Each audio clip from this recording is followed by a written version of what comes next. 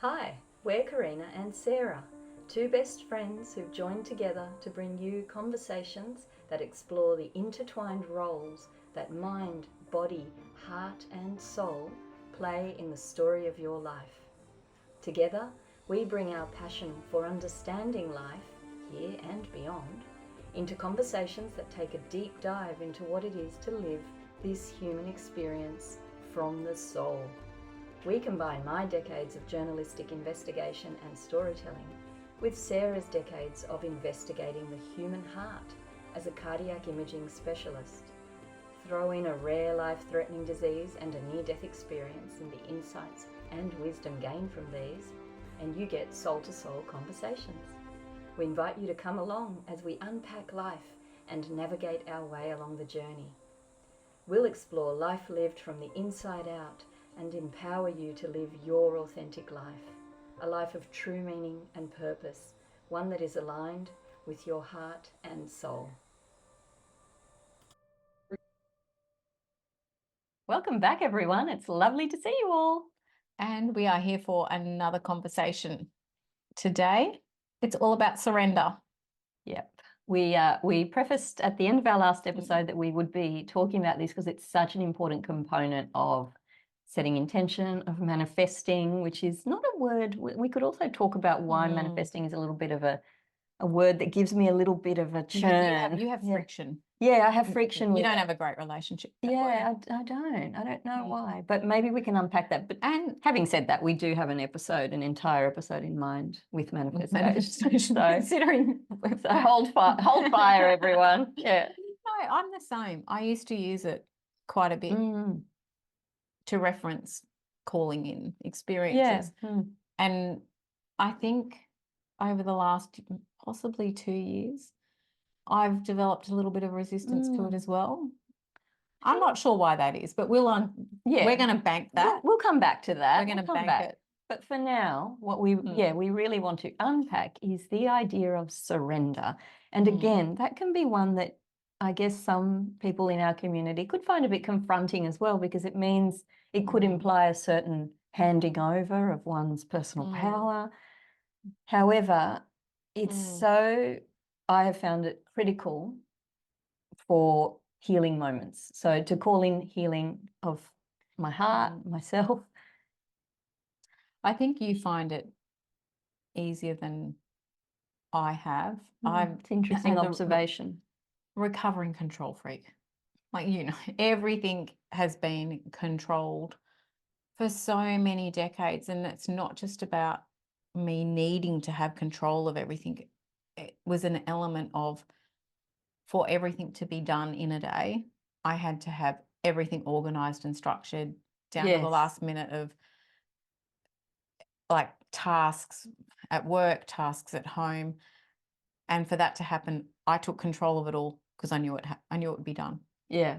So I've just lived in such a controlled construct, like a real construct. And where are the elements of free manifestation in that? Probably none. And I definitely I have never surrendered anything. That's really interesting, Ever. hun. And I just want to acknowledge you for being so vulnerable and honest with us. It's not, to say that you were a control freak and happily own it and share. It's probably not a great quality. And now I can look back. Yeah. At the time, I don't even think this is another fun little thing. I don't even think I had awareness of how much I was controlling. You were kind of, and I only got to know you, I guess, at the tail end of that, but I saw a little bit on the Camino where it was kind of, and, we talked in the last episode about the Camino being a representation, a reflection of life in a way. Yeah. In a microcosm. And I saw how my darling Sarah would literally put her head down and plow along the path in the beginning. You didn't, and later you came to an understanding that you didn't need to. And I needed to surrender. Yeah. I needed to surrender it over to the Camino. And quite possibly, it's now a year since we've done the Camino together, quite possibly it taught me about surrender. How interesting it taught you. Because I remember watching you and I said to you, honey, why why are you doing that? And you said, I've just got to get it done. Yeah. And that was, I guess, you just bringing in your way of being. It's just yeah. and we Yeah. all have, you know, our neural pathways. Yeah. We're all conditioned Yeah. to think in a certain way, and Yeah. that's what life is. Yeah. Through, you know, when we look at it through the neural activity and through how our brains are conditioned to think a certain way, and our brains, the architecture of our brains is developed through repeated experiences will have the same thoughts and the same responses and the same actions. And if you do that over and over and over, then you are. Yeah, that's Winnie saying, this is how I like to live over and over. Oh, Off she goes. Goodness me, we might have to stop. That's We all might right. have to stop if. Sorry. That's all right. Don't mind Winnie. Dog alert. Dog alert. She doesn't She's want fierce. She doesn't want to surrender. Yeah. She's learnt from the best. Yeah. So what was I saying? Oh yeah, about surrender and how it's almost like this fight against what the conditioning of the brain. So it's that balance between how much are we going to hand over to our conditioned thinking and our neural pathways, how you've been wired. And in order to surrender, it's almost you have to step into that reconditioning or deconditioning of how you think and how you respond and how you live your life. Otherwise, it is that habitual way of being. And you saw it very much in real action of this is how I've coped. Yes. This is the only way I know how to cope. Couldn't see another way. Oh, that's fascinating when we think about the Camino. It means the way. And we very much realized later on that it was offering us another way to live. And it offered you another way to navigate life, to walk down the path of life. To view it. Yeah. In relationship with life. To actually view it that it doesn't have to be so hard. There may be a more gentle way of doing this. There may be a way in which I surrender a little bit of control over and it still will work out. Yeah. It may work out better. Yeah. And that's what I found towards the end of our walk in the last week and a half when we were joined by other family members and we went a little bit slower. And I really surrendered to the experience of the Camino. And oh, wow, it just was such a different experience. It was. And even though I was tired and fatigued, I was just lent into the surrender of it doesn't really matter how the day unfolds. And it doesn't matter if I get there at 2 or I get there at 5. I'm going to be tired no matter what. And I will get there and I will have the support. And I think it's about allowing support. Very, very key. Yeah.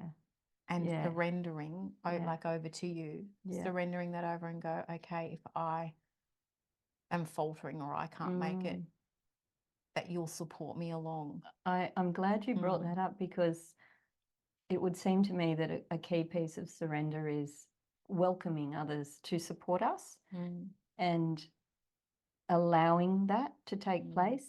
And I remember a moment on the Camino early on, hun, when you were still very much in that, I've just got to get through this. And I remember there was a beautiful river and all the pilgrims were there taking their shoes off and washing. Oh, but that and water wetting their was feet. icy cold. No, that water was freezing. I know, but what I want to say is that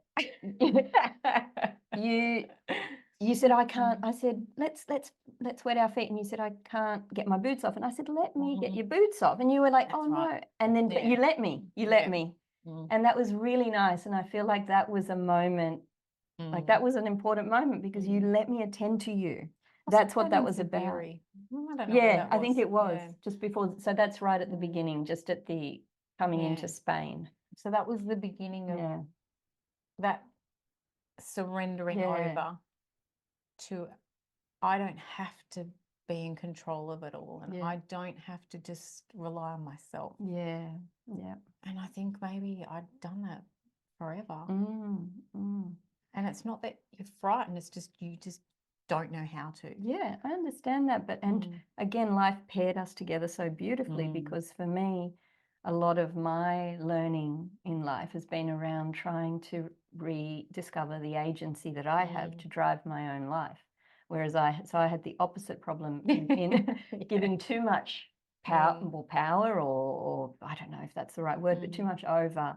But it's different to surrender, because this was a misplacement of my agency. It was the Opposite. almost the opposite of surrender. We needed to balance that out within each. I think we mirrored that a little bit to show each other how it looks a little bit different, possibly. I agree. But that expansion of what you were just saying, how surrender has that element of support within it, or to hand that over a little bit. If we can expand that a little bit further, of not just friends or family here, but if we expand it a little bit more to support, universal support, or divine support, or support from,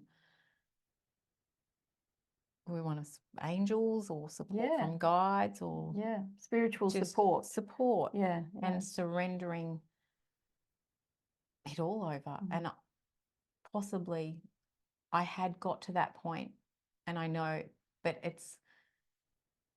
had to get to like a really desperate, and I think we were talking yesterday about like the dark night of the soul, how we talk about you have to get to that point, quite possibly, to surrender. And I know I did.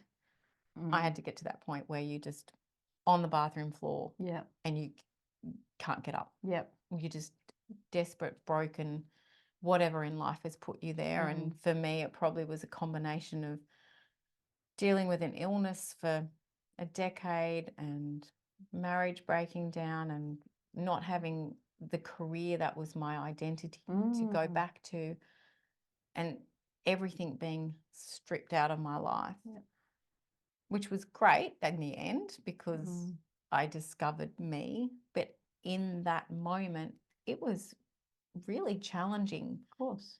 And I remember saying, I'm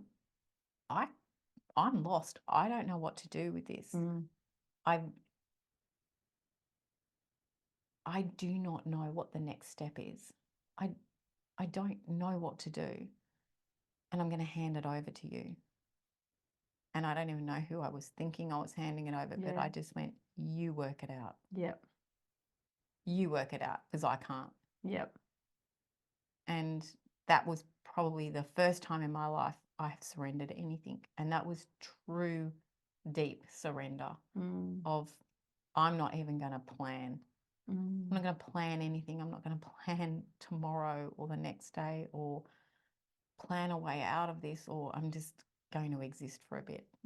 And just surrender it. So there's trust involved there, like feeling trust and having trust in the support coming, even though you don't know where it's coming from, really, because as you said, you didn't know who you were making your petition to, or who you were surrendering to, but you were trusting that something that hopefully knew better than me. That's right. And I think I have a similar kind of definition of surrender, and giving it over to something that knows better than I do, that knows more than I do, that has a more of a bird's eye view, you know? And maybe that's it, can see your life's plan, can see what you're here to be, or who you're here to be with, or what your soul purpose is. And it's so easy to be lost when you're in that moment of like complete despair or complete devastation. That's right. And saying, well, if you can see it all, you know what the next best step is for me, please guide me there. And then just sitting back and waiting for however long it is to see that guidance come through. And sometimes it's like a very gentle nudge in a certain direction, and it's almost like a whisper. It's so quiet. It's so subtle. Yes. You have to get really quiet. And I think that's what, because I'm not naturally a very quiet person. Like, I'm naturally, I do like quiet, Mm. but I'm a talker. Like Mm. I've literally got to take myself out of circulation Yeah. just to get quiet. Yep. No one, a house on my own, Yep. a dog to talk to, and just get really quiet and really go deep into my meditation practice, Mm. which isn't, so many people say, oh, I don't even know how to meditate. I don't even know what that is. What do you do? It's simply just allowing myself to sit quietly and just let my thoughts calm down and breathe. Just breathe into paying attention to my breath and putting my awareness on my breath and just breathing into my heart and just sitting in that and seeing what arises. And sometimes you hear that whisper. Yeah. And it may take a week, it may take a month, it may take longer. And you may sit there day after day for 10 minutes in the morning or night or whenever that calm, quiet moment can be, and think, I'm never going to never hear anything, but slowly that whisper comes through. Yeah. And it's a very gentle whisper, Mm.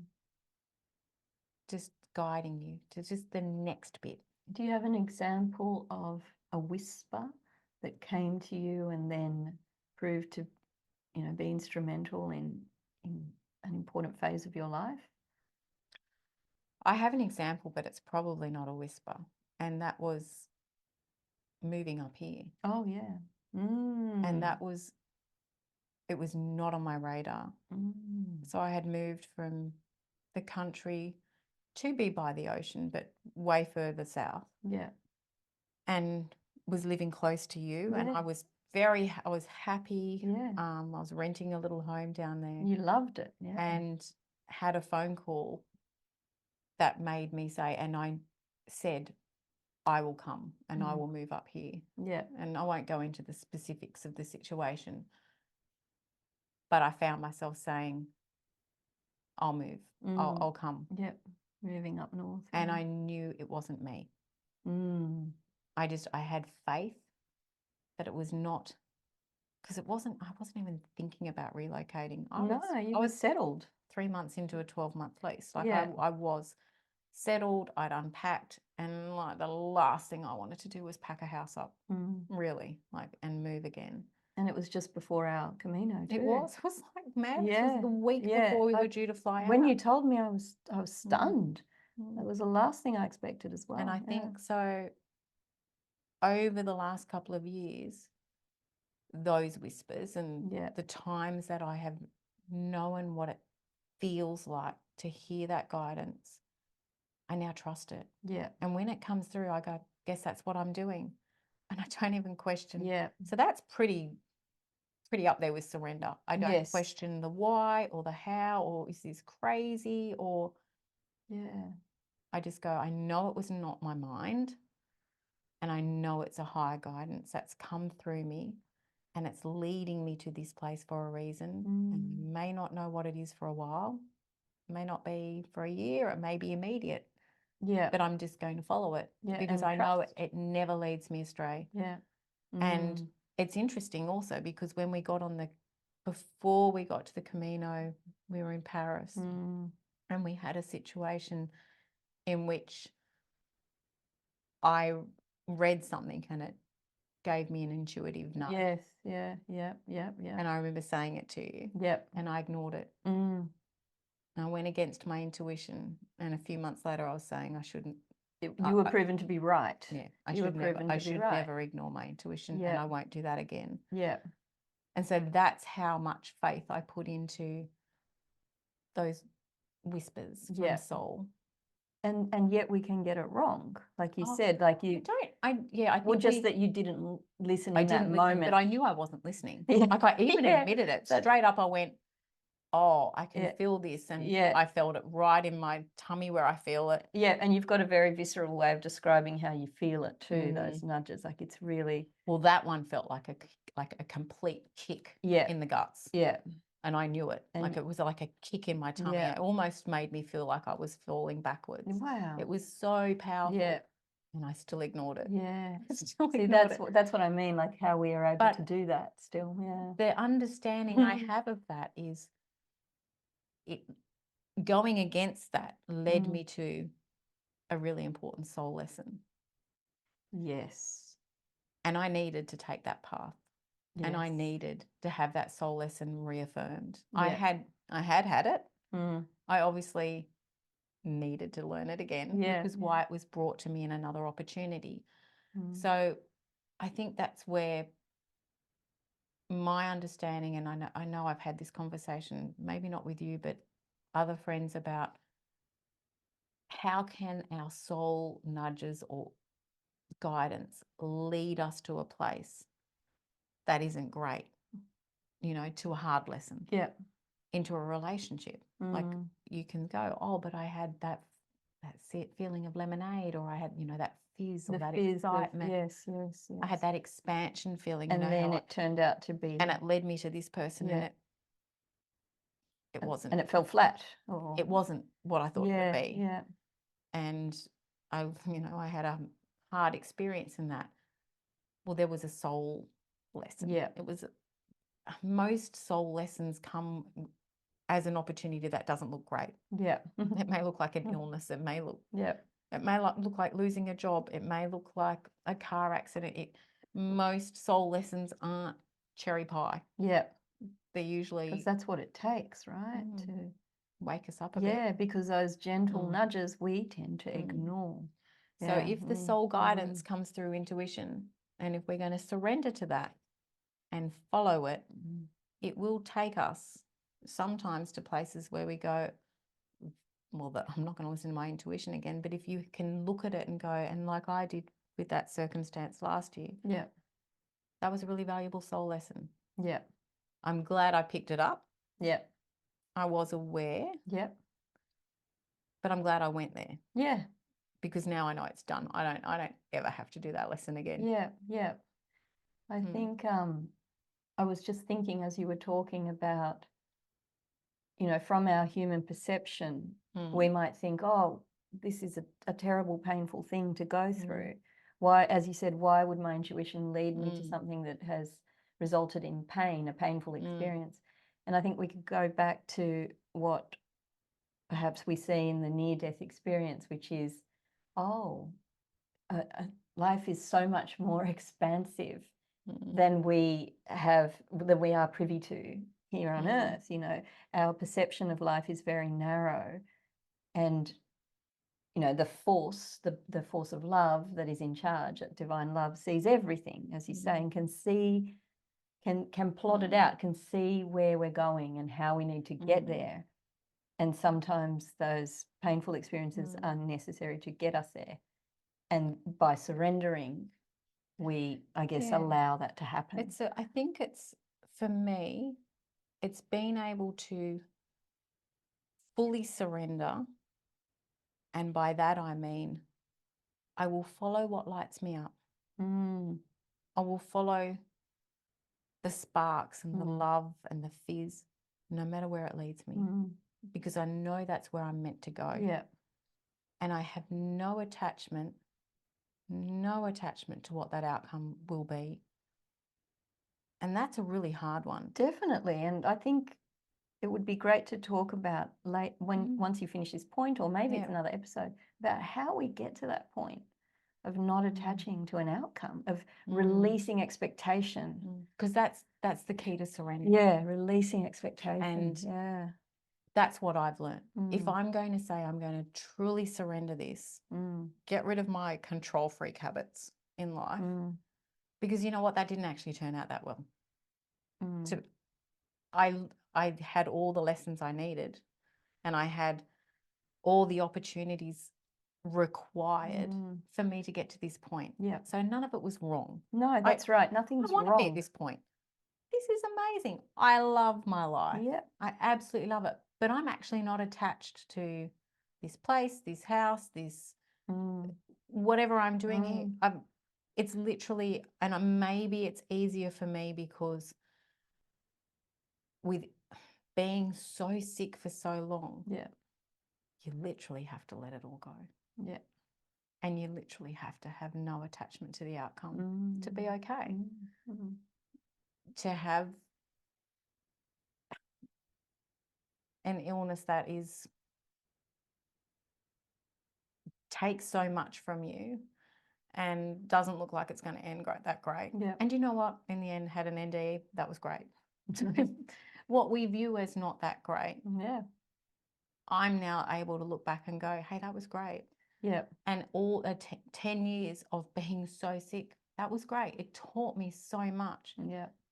And maybe it's taught me surrender.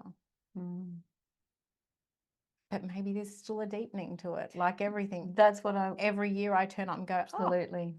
What would you know? There's another layer to this that I didn't know about. Thank you for bringing that up, because that is certainly what I have found, that we think, talking personally, I think, oh, I've surrendered that and I've given it over, and you know, my morning practice is to go into thy hands, take it, take it, take it. But then I always find there's a little bit I've kept behind that I didn't want to give, and I've got to give it. And so what I have found, I guess a way to summarize that, is that the process of it's a process. Surrender is a process. It's ongoing. I guess it's a little bit like another thing that we think comes in a moment, which is something like forgiveness. Forgiveness, I have found, is also a process that is ongoing. It doesn't end. It is ongoing. And surrender, I have found to be the same. I'd say, I'd actually probably put, it's a practice as well. Yeah. Yes. I think you. They're a process, and like everything, there's a process to it. Like writing a program, there's a process to it that I follow. But there's a practice to surrender. And I think if I remember that with intention. Yes. So like if I every day wake up with the intention of surrender and remember that it's a practice, that holds me a little bit more accountable to letting go of those little threads of attachment, which I'm really like. I really like, I really like the attaching to that outcome. That outcome looks great. I definitely want that outcome. And you know, in the manifesting box, that outcome's there. Yeah. It's like, I want that so badly. Yeah. But now I have to release it. And not want it so badly. So it's like this paradox of living in the two worlds. Can I just bring up something that what you're saying makes me think of? So you talked about your treasure box in the other episode, I think it was. I think I talk about it all the time. Yeah. So if Sarah hasn't spoken about it in our episode, it's a box that she has where she puts things in it that light her up, and that perhaps, you know, you might want to see manifested in your outer experience at some point.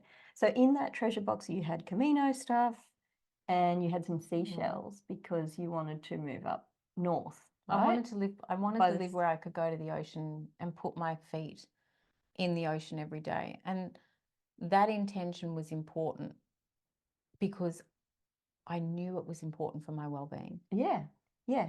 And you and it lights you up, and you let it go because you kind of had that in that other place that you were living, south of Sydney. You thought, oh, all good. I had it, but the shells were from here. Yeah, exactly. And so what I'm saying is that in that moment when you surrendered and said, I'll come north, with knowing fully well that you were happy where you were and settled, it did eventuate in the right outcome for you.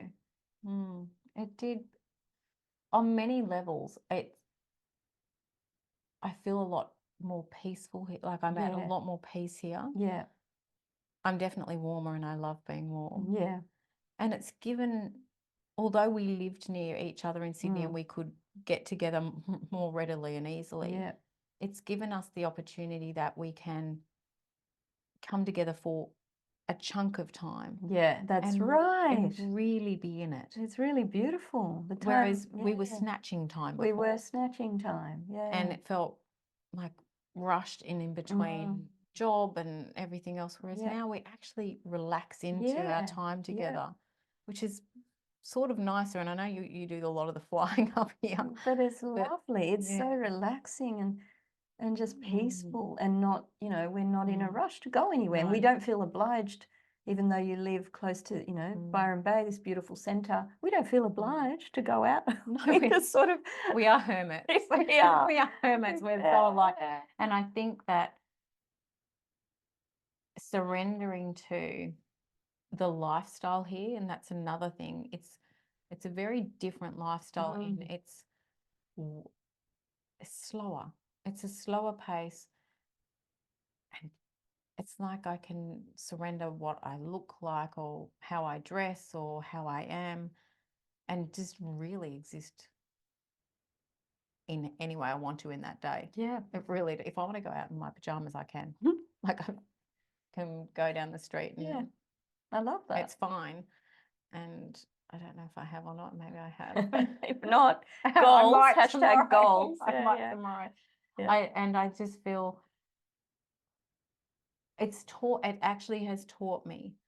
I was very happy in that little home near the ocean just south of Sydney. And I'm very happy here. And it's taught me I don't need to attach to one or the other because the happiness is within me. Yes, yes, yes, yes. And where I go, I have it. Yeah, wherever you go, there you are, huh? I'm fine. I'm Yeah. fine anywhere. Yeah.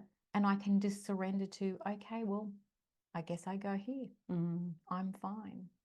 And that non-attachment, that's been like a learning, like a process, and I think a practice in every day, just being able to say, okay, I just surrender it and I'm really not attached because I'm okay.